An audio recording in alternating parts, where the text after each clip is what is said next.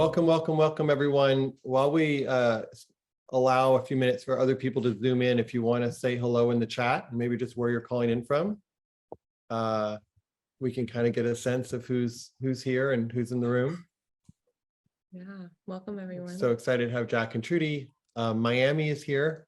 Kuwait is in the house. Phoenix, Texas, New Zealand. Awesome. Oregon, North Dakota, Maui, several Oregons. I wonder what time it is in Kuwait.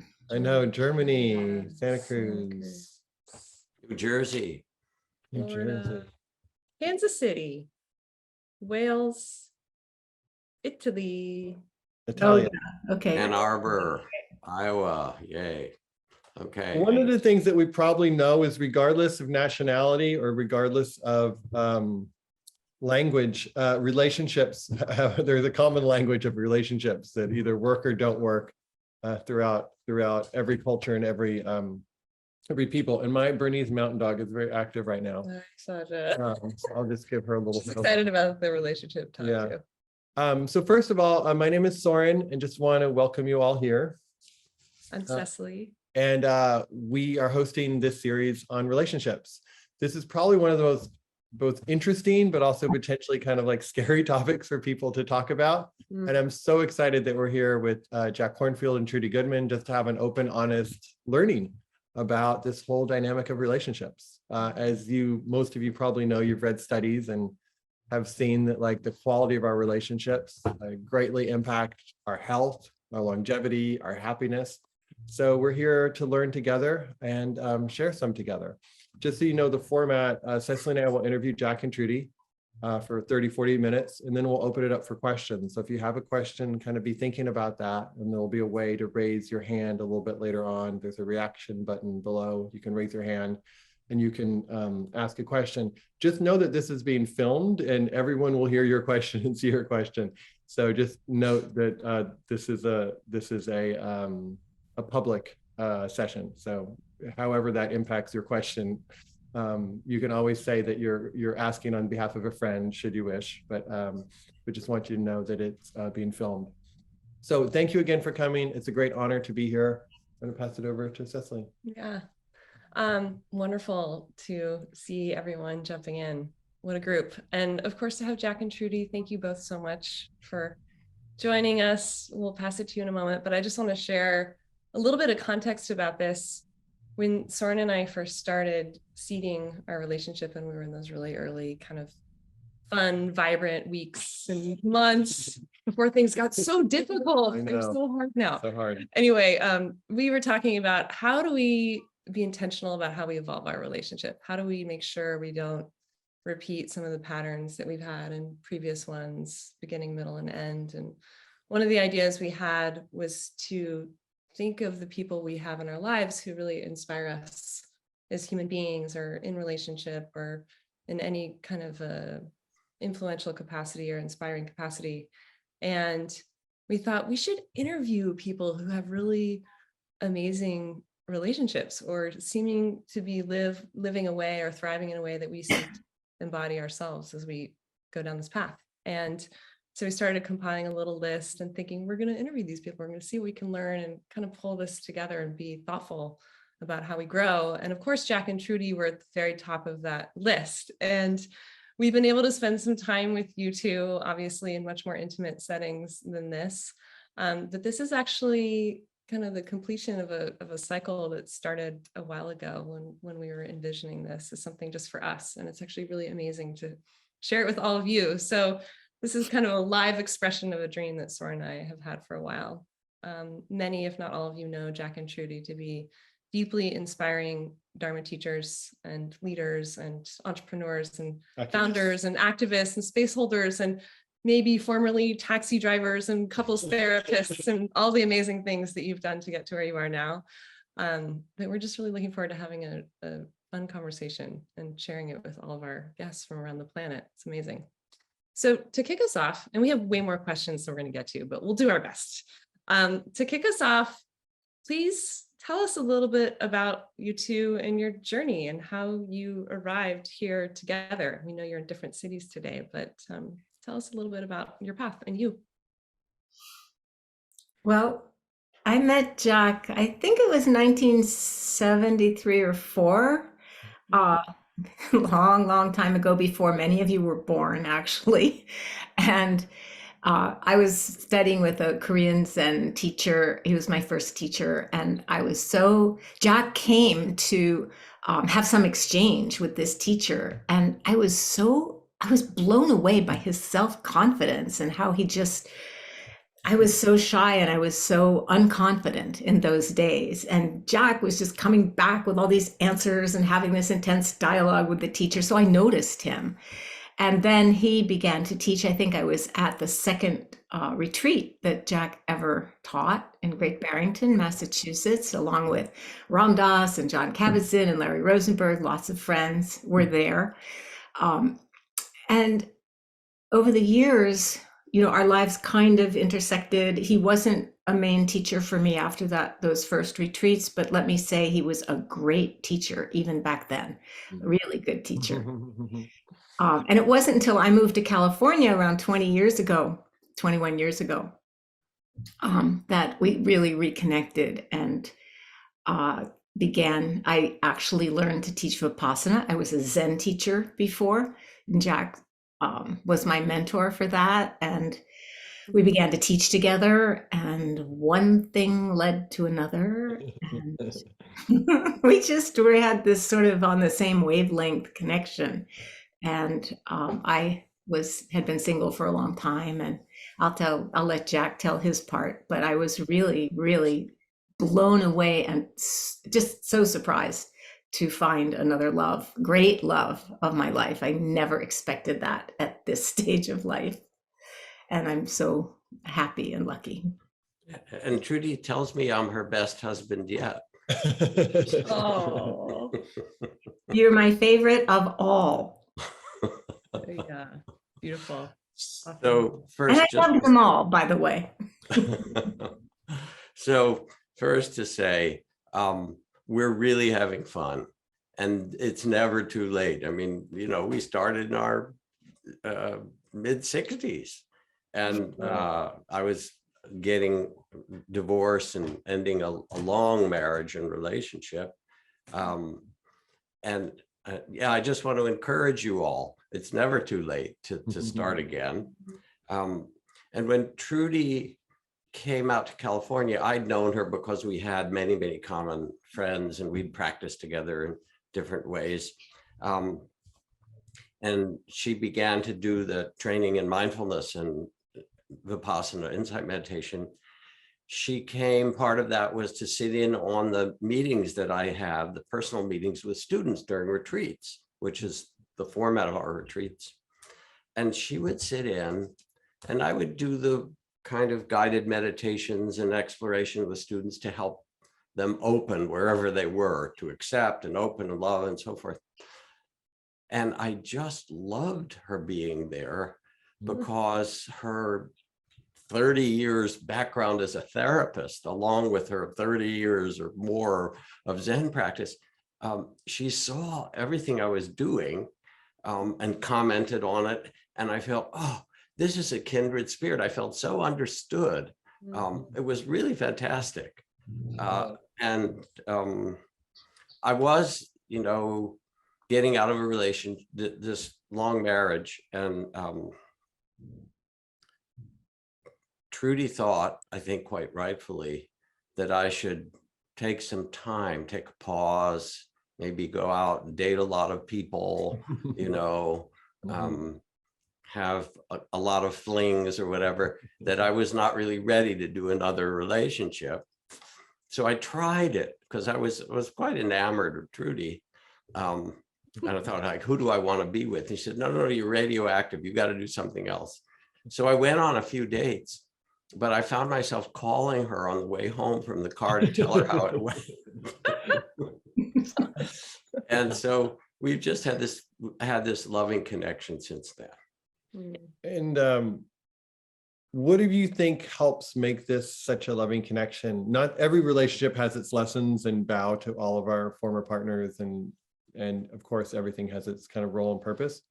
But what do you think made this particularly what it is now? And was there certain changes you had to go through where like, wow, I need to do this to be ready for a Jack or a Trudy, or I need to kind of like address this childhood pain I had, or was it just kind of like the moment arrived and you found each other and it was the right bond at the right time?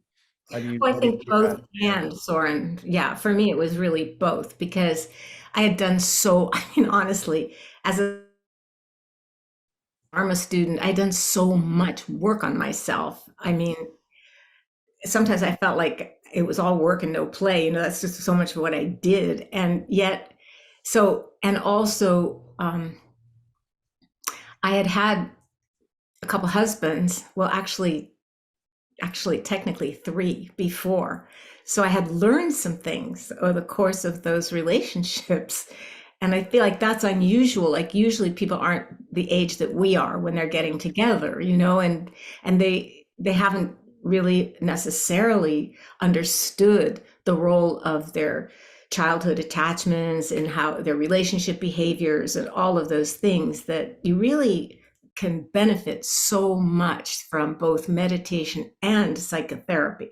The synergy is so powerful, really, of learning to look within and take responsibility for all of who you are, but at the same time, learning your relationship issues and styles and stances in relationship with a therapist is just so helpful. So I had really done that. And I felt I'd also been single for 10 years. Wow. I have had, as I have mentioned, multiple marriages, but I've also needed almost 10 years to recover in between. Was there something in particular you noticed that was playing out? You're like, oh wow, that's playing Yes. out. Or was it a right? And okay. Yeah. So what happened is I thought I'm going to really try something new. Jack was not my type. My type was more like a kind of charming alcoholic type. And Jack There. was not, really, fun. And anyway, Jack was not. Jack I'm was not fun. Come on. No, Jack is no, not of course he's not. If Jack was addicted to anything, it was like like charming, all that stuff. Yeah. no, he just wasn't. He was like. I'm not going to talk about what he was like. I'm just going to talk about my feelings for him, which were this is a man who's different, and this is the man who will not betray me, and this is a man who tells the truth. Kids can always tell what somebody's like on the inside. They just have sonar for that. And I felt like any child with Jack would also sense that he is who he appears to be. He is who he advertises himself to be as a teacher. And I saw that. And that to me was so important, the connection, and that it was integrated, that who he is as a man was integrated with all those years of study and practice. And that is not always the case, even with Dharma teachers. Check Because out I was very anything you needed to go through or realize, or was Yeah, it so kind of timing and right person, or? So there are a few things. First, part of what I think helped make it work well is that we were mature and seasoned in a way. We'd been through a lot. And also, I didn't come into the relationship in a needy way, which I'd had in previous relationships where I thought the other person was supposed to fulfill me. And my really early or not really early, but my childhood and teenage conditioning, which led into the marriage I had before. Let's describe it. My twin brother was a lot bigger. He was on the football team. He was this king in the King and I school play of high school of thousands of people. I played oboe in the orchestra. I was a nerd. And my self-image, okay, I'm sort of smart, I can do stuff, but I didn't really feel myself to be worthy or desirable very much. And so I was always looking for somebody to complete me in some way. By the time we got together, I had seen that more. I had to sort of revise my view of myself because it lasted surprisingly for a really long time. And then the other thing is that Trudy really loved me the way that I am. And I was like, hallelujah, I struck the jackpot. When I do weddings, which I used to do a bunch, one of the things that I put in the ceremony is I tell people, they're standing there, that when you go to a car lot to buy a car, a used car, there's often a sign in the window that says "as is," you know. And I say, all right, I want you to look at each other, and before you take your vows, do you take this person as is, rather than all the things? And somehow we'd work through that. So it was like I was finally ready to love in a different way. I love it. And be loved.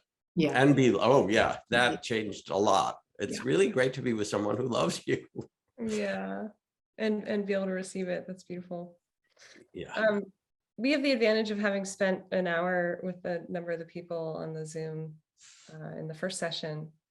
And there are a lot of members of this community, I think the wisdom community, who struggle a bit in personal relationships around one common theme, which is one might have a strong Dharma practice or commitment to inner growth and self-awareness, where the other partner might not. And I know you both weathered difficulty in relationships to get to today. And I know you're wonderful guides and teachers to friends and family and beyond. Do you have anything to offer, advice or just counsel for anybody on this call who is in a not really thriving relationship, but they're trying to develop themselves and they're struggling with that maybe disconnection between wanting to co-grow together, but also maybe hesitant to end a relationship and go through everything that's involved with that? Oh yeah, it's so It's a hard. really easy question, we thought. I know. It's a heartbreaking thing to end relationship. There's a lot in your question, Cecily, but I'll just come to the first part, which is, when one person really starts on let's say, a meditation practice more intensively, or some maybe therapy or path of inner growth, and the other person hasn't. And it's a question that has been coming up for decades. And I remember years ago being with one of my Zen teachers, my heart teacher, Maureen Stewart Roshi, and somebody asked her, what's it like for you and your husband? Because here you are, up to your eyeballs in Zen and teaching and practicing with everybody. And he doesn't do that. And she just said, typical Zen answer, very brief. She said, one in a family is enough. And I think that the way that can be true is it depends on your partner. Often when we begin a path of practice, you just think, I know this is true for me at the beginning, I just felt like I had discovered something so precious and that I really wished I could share it.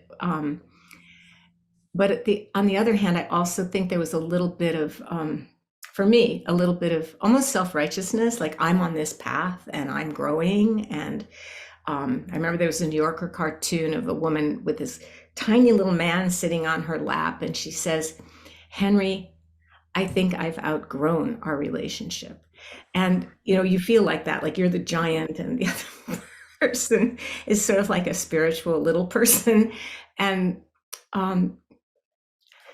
if your partner is nice, not cruel or harsh, but kind and loves you, maybe that's enough. Maybe you don't need to be on the exact same path. I really feel like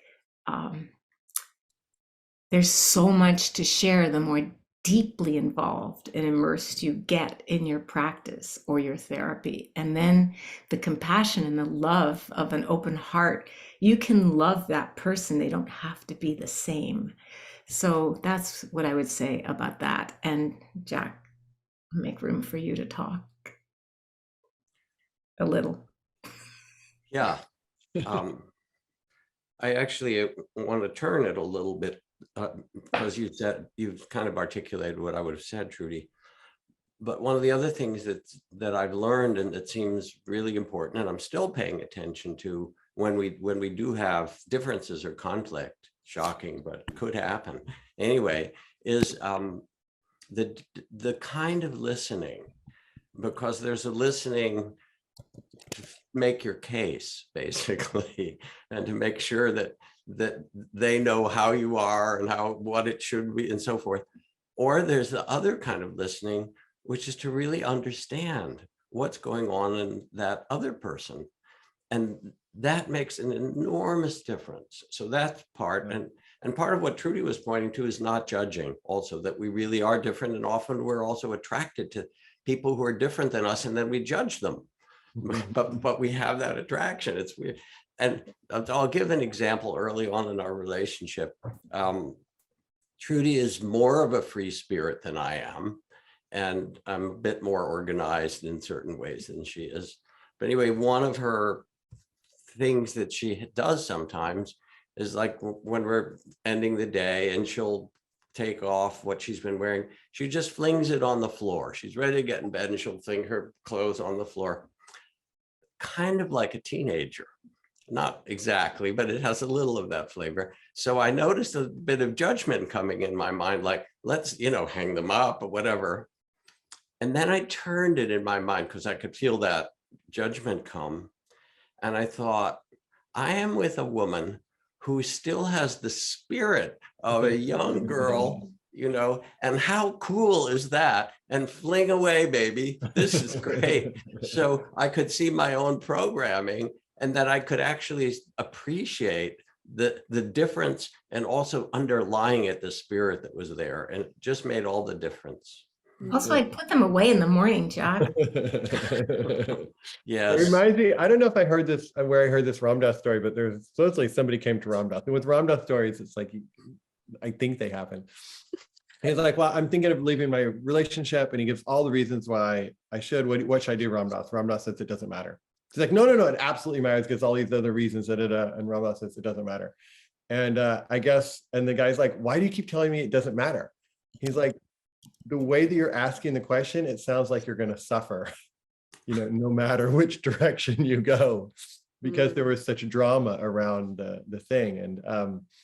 And I do wonder about, like, how do you decide what to bring up? Because inevitably you wake up in the morning, one of you might say hadn't had your coffee or had a hard night or something. There's something that's said that just doesn't feel quite right. And you can kind of think like, oh, I'm just gonna have compassion for that partner, because they had whatever's going on. We all have stuff going on. Or when do you decide to bring something up, and how do you bring that up? It's like, honey, that hurt, or where is that decision for both of you, and how have you found to bring that up in a way that gets the best reception? Well, first of all, I don't always bring it up in the way that gets the best reception. I try to, but in the heat of the moment, the tendency is to revert to sort of the instinctual patterns that were installed in us by our caregivers. So sometimes that happens. And I think I'm a little more impulsive than Jack that way. He's maybe emotionally, at least on the surface, steadier. I don't think anybody is deep down, like that, but he is steadier. But I also feel like the way to approach it is to really focus on how it landed in me, and to assume a good intention on my partner's part. And if we're willing to sort of cut each other that slack and assume that there's a good intention, even if the impact on me or the way it landed wasn't good, then I can say something, like starting with, when you said that, I felt this. And maybe, I know you didn't mean to, but it landed this way in me. So that there isn't that blaming, shaming energy coming at the other person, which will naturally cause them to contract and feel defensive. And so often, because of the gender binary and patriarchy in our country, it's the woman who is sort of seeking connection, and the man who is distancing or shutting down, or and so I think having that, just the assumption, I don't know, I used to say to couples sometimes as an exercise, if they were in a place to be able to do that, just go through 1 week and act as if you really love this person, because why are you together? At some point you did. Beautiful. Yeah, and just speak briefly.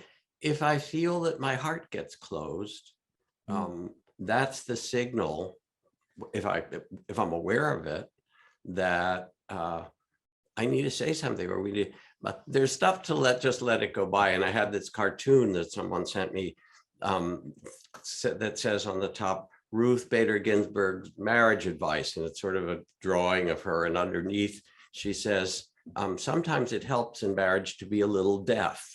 Now, I don't mean this as a put down of people who can't hear well. I've got my own hearing aids, but I think what she's saying is let things go by unless they touch something where it sticks.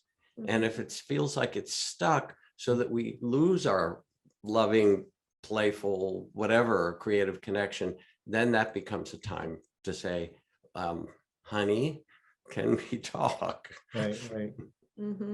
Oh, My friends Jan Suri and Steve Bergman wrote a book called We Have to Talk.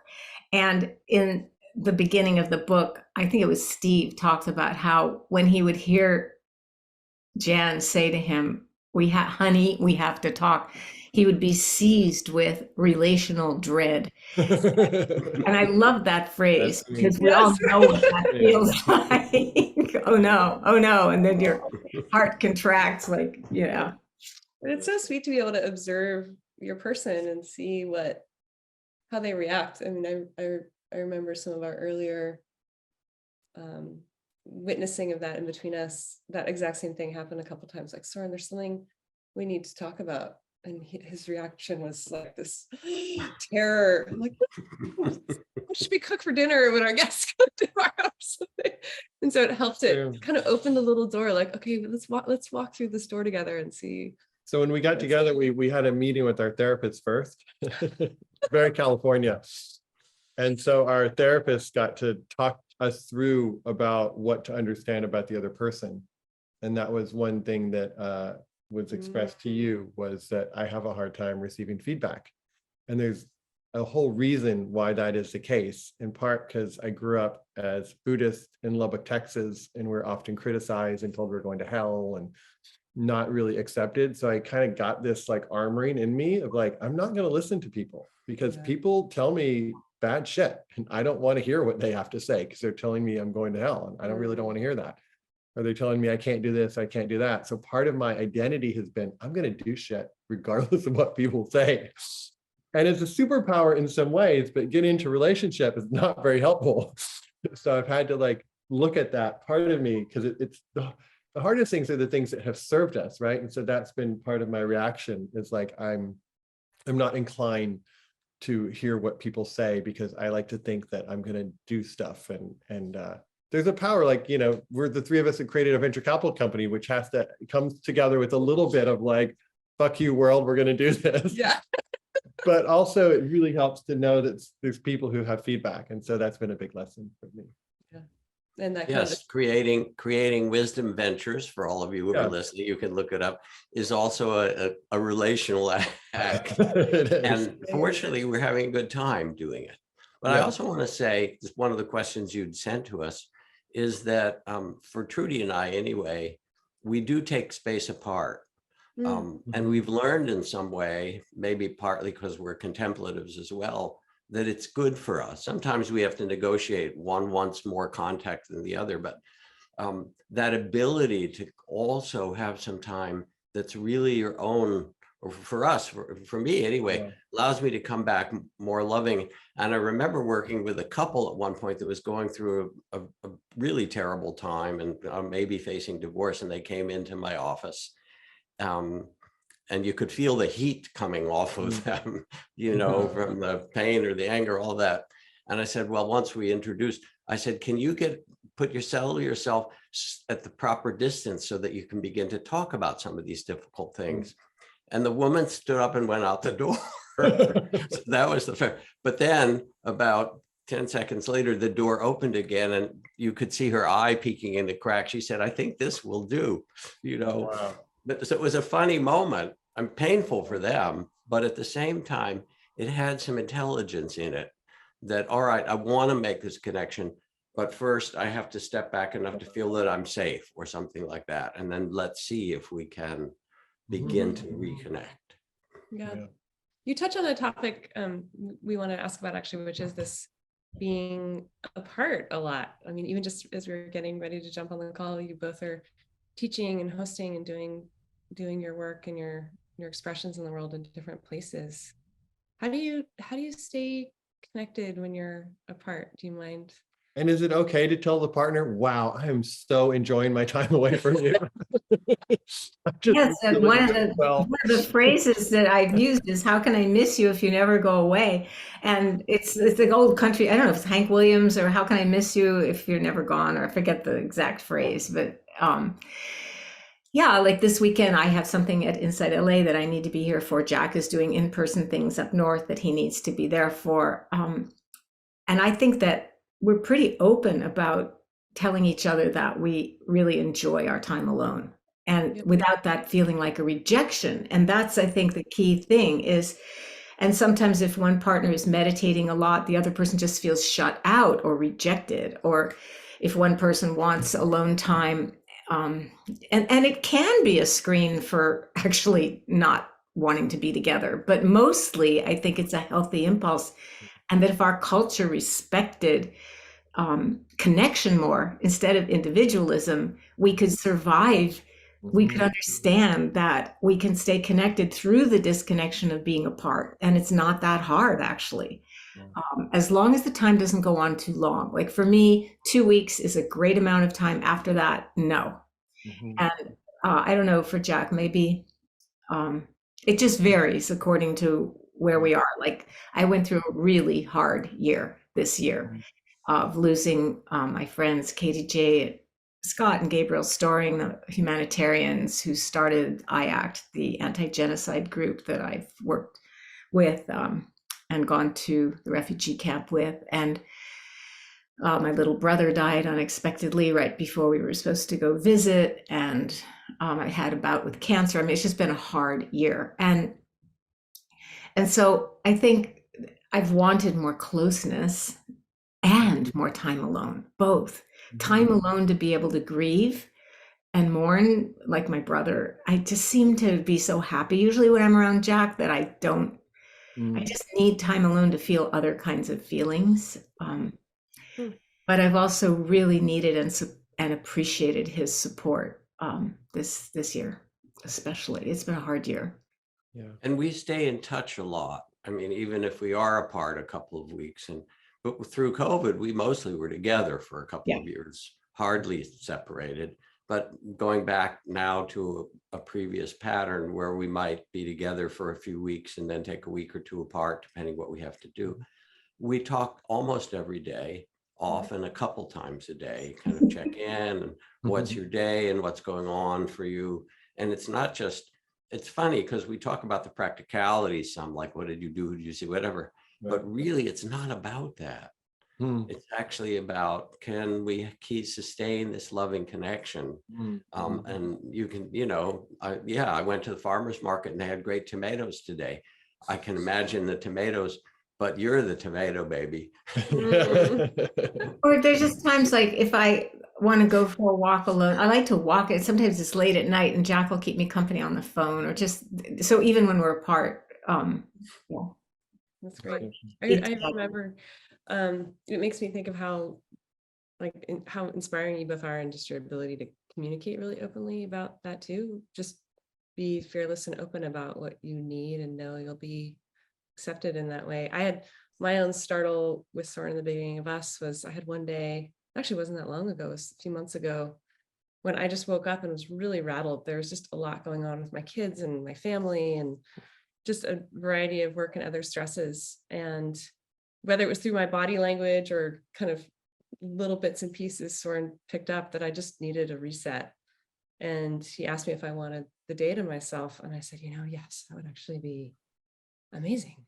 And you picked up, and within 10 minutes, you were leaving to go visit your family in Santa Cruz.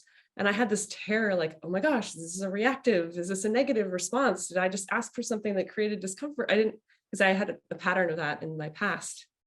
And you were so awesome. You're like, no, like I receive and I hear you and I support you and we do this. And it was such an enormous, like huge relief to have that kind of just you can say what you need and know that it's coming from the right place, and just have open flow of communication that way. Then after like a month, you wanted me back. Yeah. That's amazing. Like 4 or 5 weeks later, it was awesome. Kind of missed him, right? But I do think that's one of the really interesting things to notice is how resentment starts to kind of come in. Like, let's say I was resentful for that, and there's just these little like microaggressions, like little like digs underneath that's like a subtle put down, which I hate seeing in myself. I really hate seeing in myself.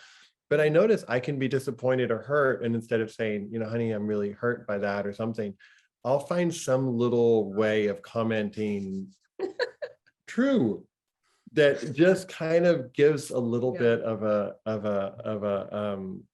under the indirect poke. Indirect poke, and Yeah. it's freaking hard and humbling to see, but I do that, and that's been something that I've noticed, because in the past I'll always kind of, and this is maybe where the Buddhist training comes in, not so helpful. I'm like, oh yeah, I just accept that, but I really don't accept that. And then it kind of comes out versus like, yeah, you know what, that really hurts, and I hear you. In that case, I had totally, it was great. Yeah. But there are all the other ones. yeah, there are cases where I need to acknowledge that there's some It's true. pain, and that then doesn't create another energy force. Trudy's been great about that, because she has this ability to let things go. And, you know, partway into our relationship, at one point I asked her what she wanted, and she said, I want a husband. She wanted to get married. And of course, she'd been single for 10 years, you know, and I was still kind of licking my wounds, I think, in some way, or not quite ready. I have to interrupt you. It was Valentine's Day, and you said, what do you want for Valentine's Day? Oh, It was really charming, you know, but I was like a deer in the headlight. I'm not ready for that. I just suffered so much, you know, in this divorce. So how and when did you decide to pop the question, Jack? Was that so then I just had to sit with it, you know, and reflect and meditate and, you know, work kind of inwardly to see, well, what, because I was definitely pulled back about that. And then at some point I realized, you know, I so love her. One of the reasons I didn't want to get married is because we had such a good relationship and I didn't want to ruin it. But marriage seemed like it was a bad idea because it didn't turn out that well. But I realized, no, this is different. This doesn't have to be that. And so a few months later, I said, she was busy. I said, would you like to go for a little outing? Let's go ride the Ferris wheel at Santa Monica Pier, which I know she loves, and we've done that a bunch of times. So we got on the Ferris wheel and I said, can you stop it at the top? I'm going to propose to this woman, which they did. They were all excited, I'm sure, you know. And but it took me a little while to work through it in myself because I wasn't ready. And now it's fabulous. Good decision. It was absolutely the best thing. So if you want to ask a question, raise your hand. I don't know if we probably won't get to all the questions, but there's you want to go under reactions, there's a way to raise your hand. There's one from the chat that says, what would you say are some of the key features that must be present to make a long-lasting love relationship possible? So what if we'll start with that one and we'll see. Well, I answered it. I said kindness and humor. Those were the two main things. I would also add, know your trauma, be aware of your trauma. Okay. You know, and I won't get into the societal trauma that we all carry, but be aware of your personal trauma. It's really, because that can get you in its grip so that you really aren't in charge of yourself, but there are ways to learn to work with that really skillfully. So that's Beautiful, thank you.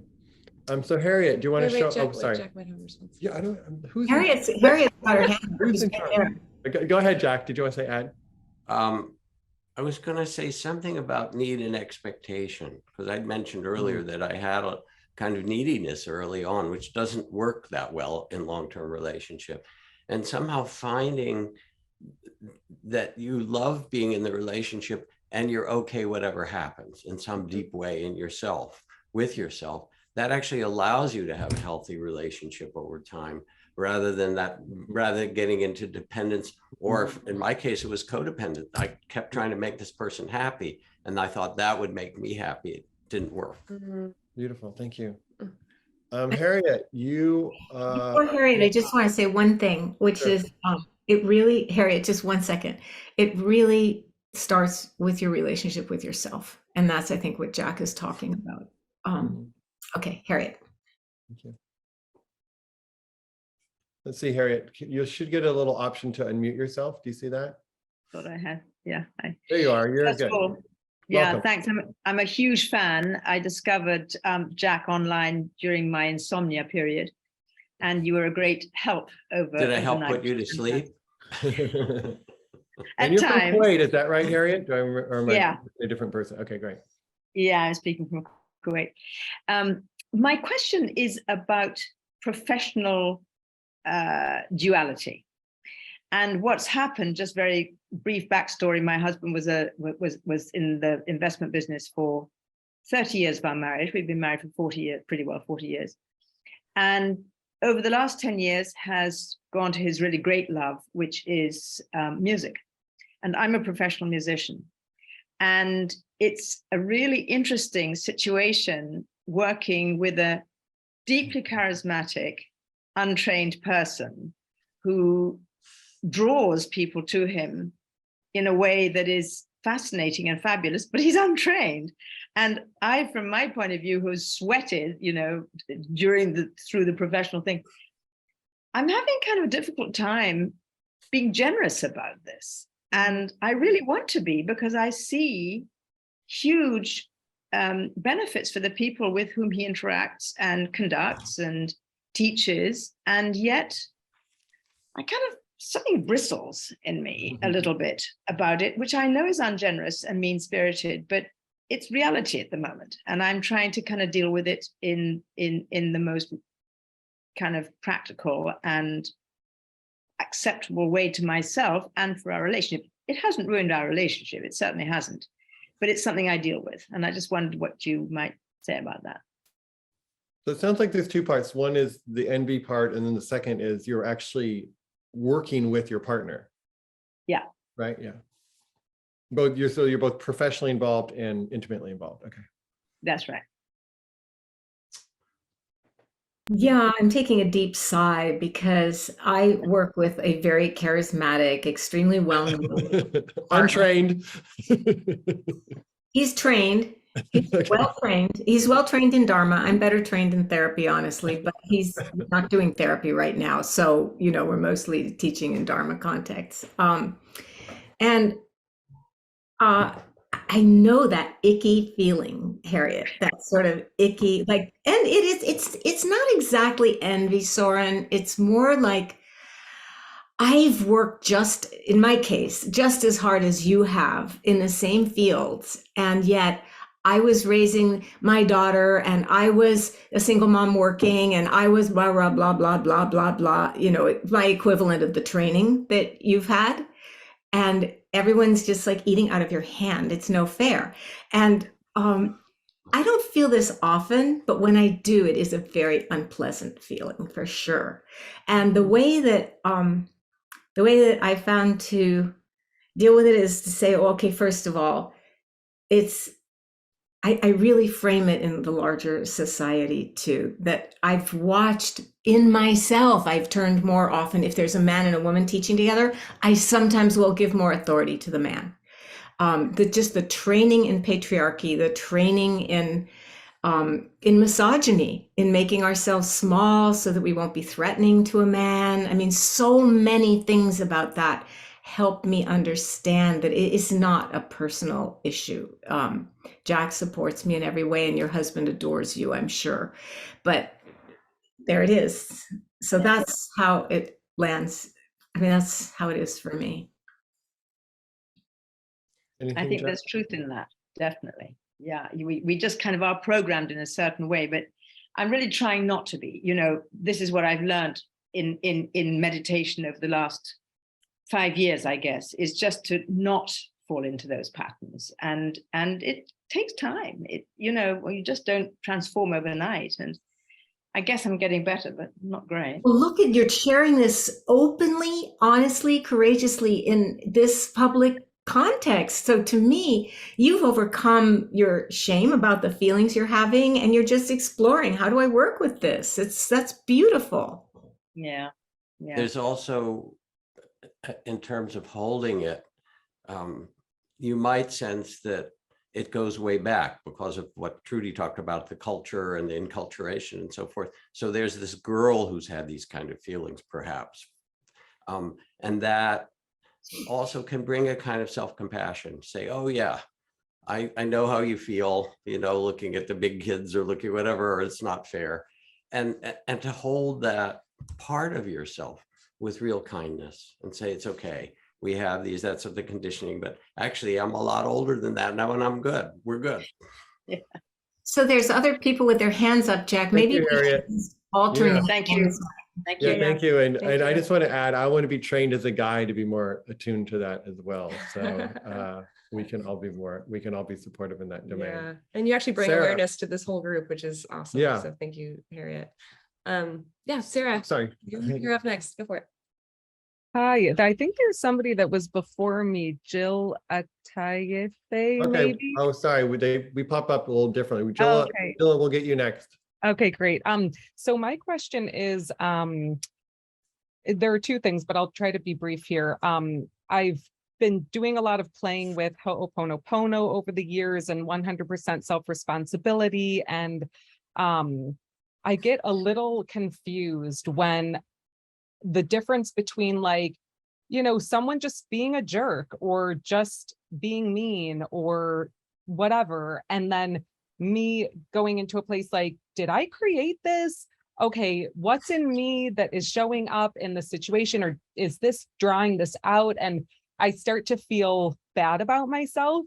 And I am starting to understand that it really is a this and that world that I live in, at least. And so I know that I'm like, okay, so is this person just this situation because there's something in me that feels bad about myself or feels insecure? The situation's just bringing that out by how this person is reacting or talking to me or responding to me. It's really not necessarily about them, but it's like, okay, if this is coming up in me, I can deal with that and just let them hold and own however they're being. Thank you. I think we get the feel. Thank you. So Jack, I was thinking maybe since there's lots of questions, we could just take turns instead of chiming in. Just Go for it. Well, also you don't, yeah, it's better if I don't speak after you, going back to that last question. It's very much better we if you don't discuss that. speak after Right. me.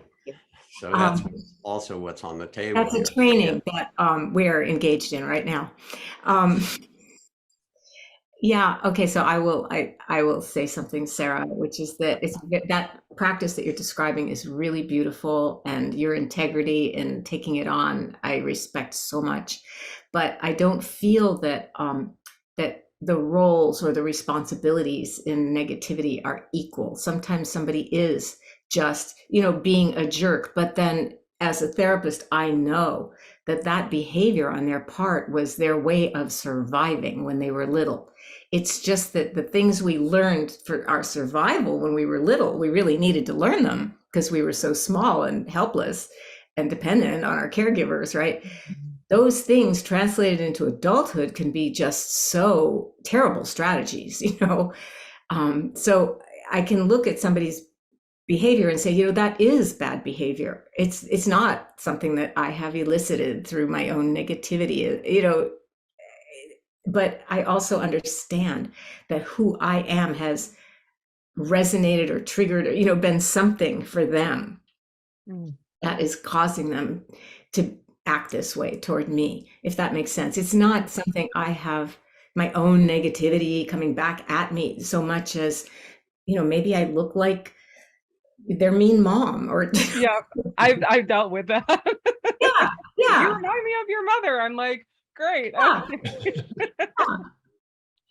Thank you. Yeah, that's helpful. Thanks.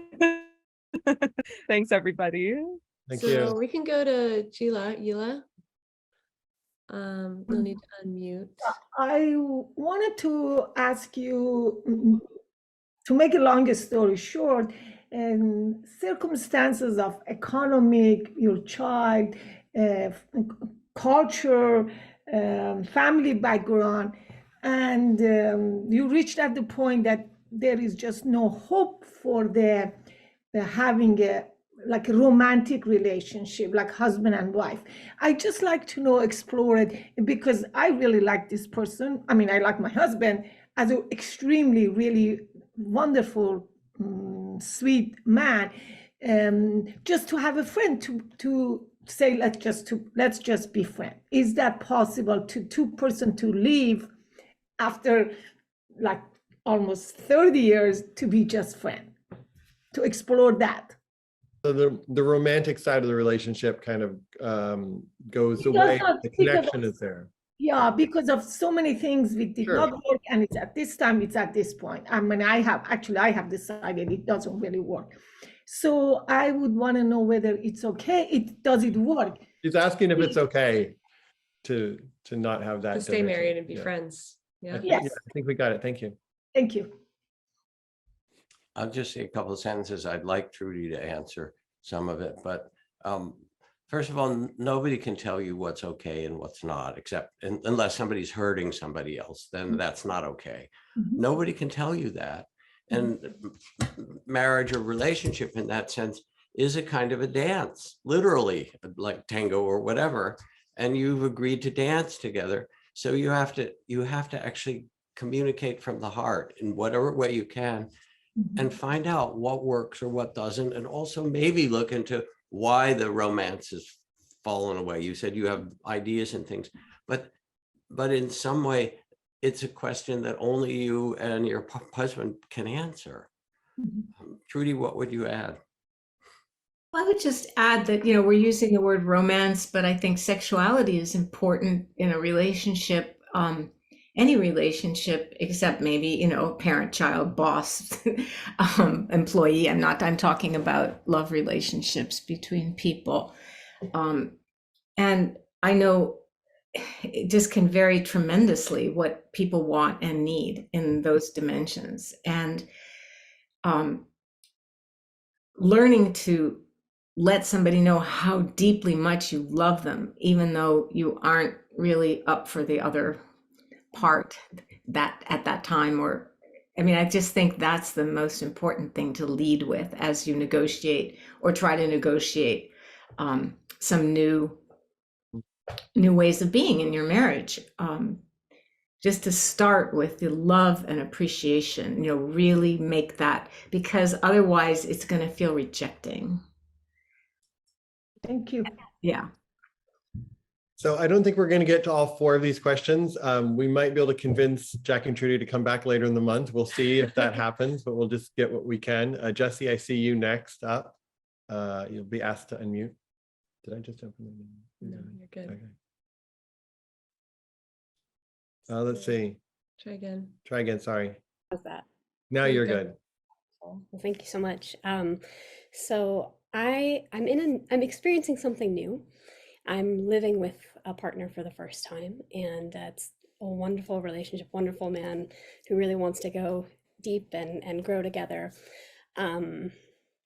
What I'm experiencing is in regard to a moment of emotion actually flowing through me. So let's say if some sadness is rising and it brings tears, I realize I'm not used to having a partner be around or witness that. I'm very comfortable with those emotions coming up and them flowing through me. It's a very powerful experience for me.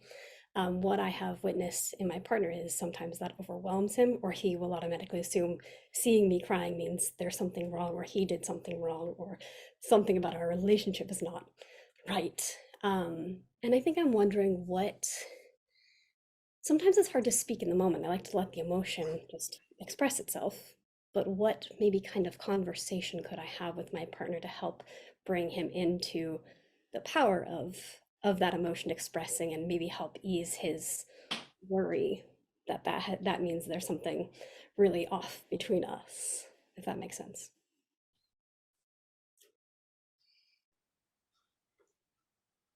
your question's got so much wisdom in it already, that you know what's going on in yourself, that it scares him in some way, or whatever his background he doesn't know, and that you want to figure out a skillful way to talk about it, and include him. Already it's beautiful. Trudy, what would you add? How to do it? I would add that it's uncomfortable to be known deeply sometimes, especially if you're used to your relationship with yourself, and to let somebody witness your deepest feelings. And it can almost be scary, even though there's no reason for it to be scary. So I resonate with that. I never was comfortable when I was younger. It was very squirmy for me. But I think you can be really simple and just say, this isn't about you. And just say that right off the bat, because listen, we all have our conditioning. And when somebody that we love and depend on for our emotional well-being is upset, there's that, I think everybody's naturally catapulted to feeling very small. What did I do wrong? Or to lashing out. There's lots of different styles of being. What's nice about your partner is he's not sort of reflexively trying to fix you and make things better all the time, and can apparently tolerate your pain when you're in pain. And that's a beautiful quality. So I'm happy for you. And I don't know, I guess this is part of a series, Soren, but In a series, yeah. So I'd totally be happy to come back. This is wonderful. great. So fun. So we have a series. We have, the Gottmans next week, and then we have another couple the following week. But we'll talk. Jack and Trudy and Cecily and I will talk. But thank you, and it would be wonderful to have more people. I'm sorry we can't get to everybody today. We have a flight to catch too, so we can't go over. But this has been wonderful. Jack and Trudy, you guys are the best. And, it's interesting because I feel your words, but I also feel your presence. And I'm sure other people do too.